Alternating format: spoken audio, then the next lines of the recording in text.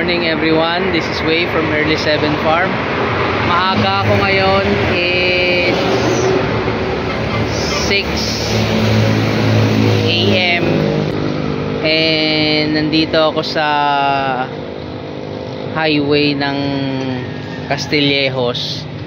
I am waiting for the farmer na pagbibilihan natin ng Muscovy duck. Right now wala pa tayong Muscovy, so we're going to try mag-alaga, and dito ko siya i-meet. Ang usapan namin 6:30, so maaga ako. So it's good that we're going to meet another farmer friend today, so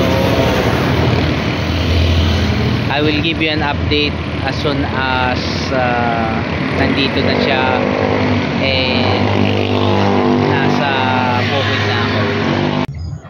Nandito na ako sa bukid, so hindi ko na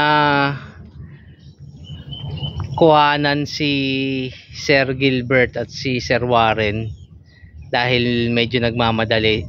So nandito na tayo sa farm, and gaya ng ginawa natin sa gansa, kukulong muna natin itong mga pato dito sa area dito.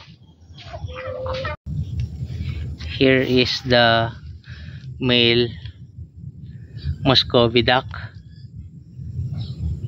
that we got,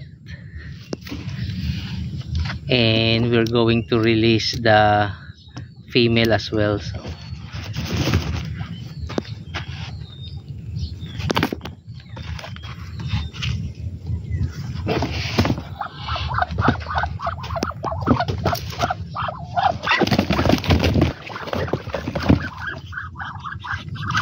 here are the 3 females that will be the partner of our male. So they will be here for now, and let's see if we will be able to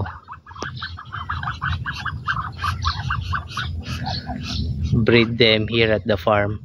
So they are all looking good.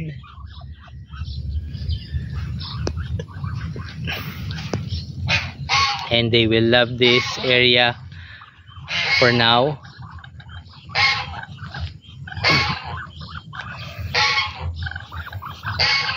So this is just a quick update on what we did today. So we met new farmer friends in Gilbert and Warren, and this will be a new addition to our animals here at the farm. So here they are. We have 3 female and 1 male. So if this is something that you find interesting and something that you can apply to your farm or to your homestead, please do like, comment, subscribe, and share to your family and friends. Thank you very much, and I'll see you next time.